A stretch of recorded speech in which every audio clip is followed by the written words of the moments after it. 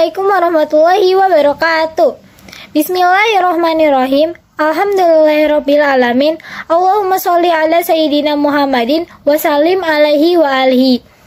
Yang terhormat Ibu Bapak Guru Madrasah Sanawiyah Negeri Kota Bogor, khususnya Guru Sejarah Kebudayaan Islam Abi Amirullah SPDI. Dan teman-teman sekalian, kami dari kelas 9F kelompok 1 yang beranggotakan Azhara Kurnia, Davila Ayu Desmia, dan Fajar Ramadan. Di sini kita akan membahas tentang biografi Sunan Gresik dan Sunan Ampel. Sunan Gresik atau Maulana Malik Ibrahim wafat pada 1419 Masehi atau 882 Hijriah. Adalah nama seorang wali Songo yang dianggap yang pertama kali menyebarkan agama Islam di tanah Jawa. Beliau juga memiliki nama panggilan lain seperti Syekh Maghribi.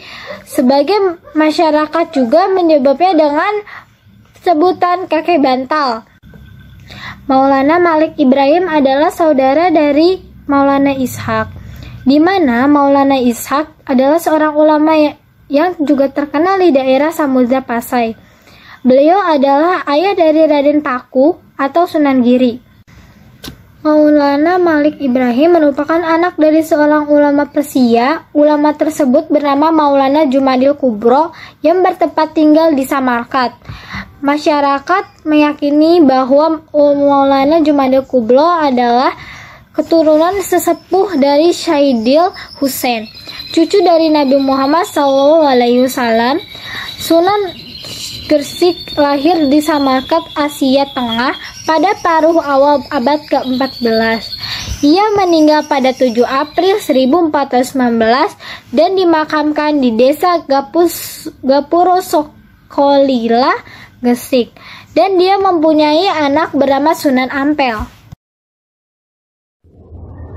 Cara dakwah Sunan Maulana Malik Ibrahim dalam menyampaikan agama Islam ini dilakukan secara halus.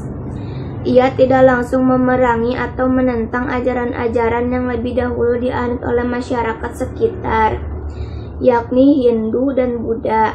Selain itu, dirinya juga berdakwah dengan cara pertanian dan pengobatan. Dalam hal pertanian, ia mengajari masyarakat bagaimana cara bertani.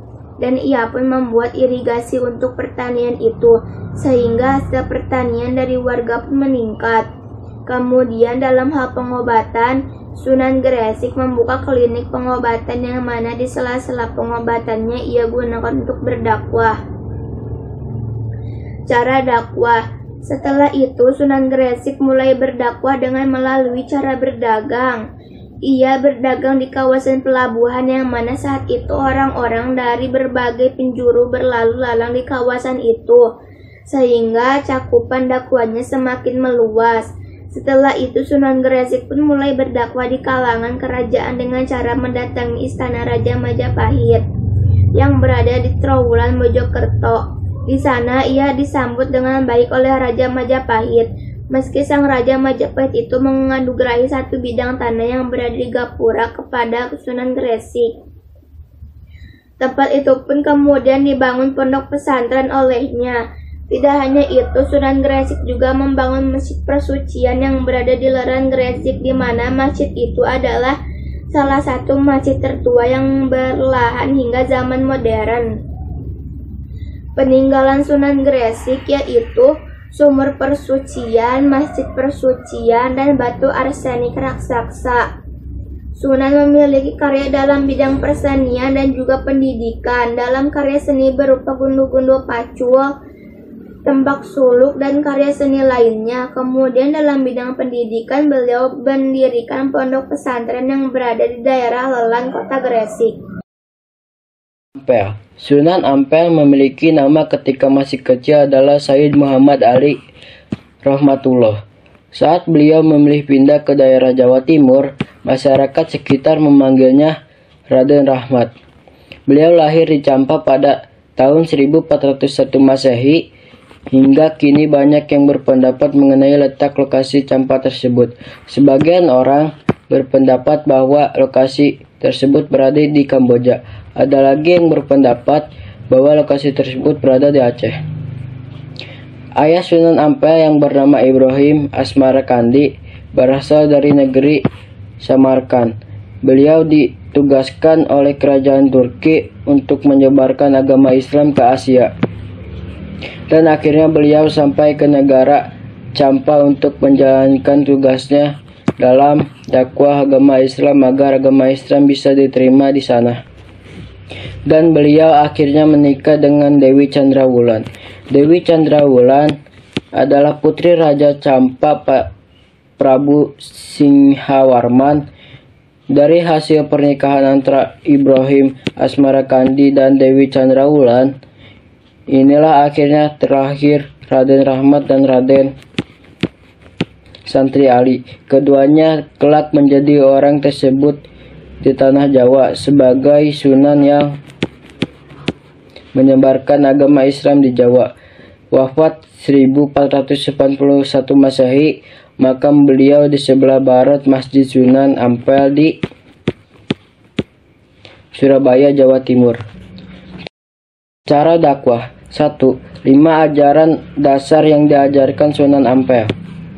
Ada 5 ajaran dasar dari Sunan Ampel yang sangat populer di Jawa, yakni Moh 5. Moh 5 dalam bahasa Jawa memiliki arti moh yang berarti tidak mau dan limo yang artinya 5.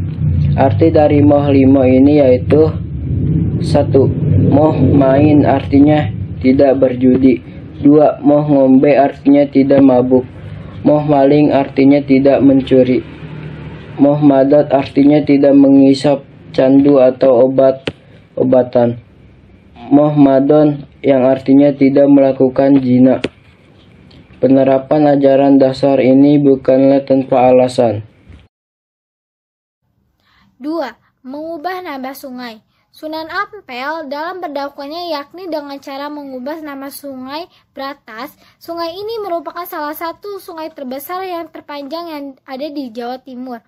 Sungai Bratas ini namanya diganti dengan nama Kali Emas. Selain mengubah nama sungai Bratas, Sunan Ampel juga mengubah nama pelabuhan Celangga Manik dengan nama Tanjung Perak. 3. Mendekatkan istilah Islam dengan bahasa masyarakat Jawa. Caranya yaitu dengan mendekatkan dan memadukan istilah-istilah Islam dengan bahasa yang digunakan oleh masyarakat Jawa. Sebagai contoh, kata salat diganti dengan kata sembahyang yang sering digunakan oleh masyarakat Jawa ketika akan beribadah. Tak hanya itu saja, kata musala juga diganti dengan nama langgar yang terdengar mirip dengan sanggar.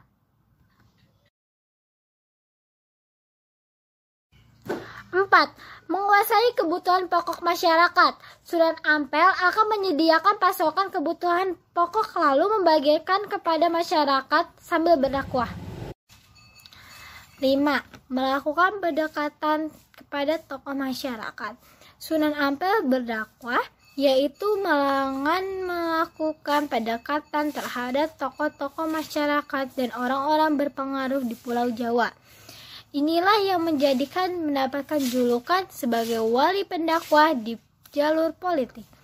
Sunan Ampel sendiri menikahi anak perempuan Bupati Tuban yang bernama Nyai Ageng Manila. Istri keduanya adalah Dewi Karimah yang merupakan putri dari Ki Wiroseroyo yang merupakan tokoh besar di tanah Jawa. Peninggalan Sunan Ampel. 1. Masjid Sunan Ampel. 2. Masjid Rahmat Kembang Kemuning.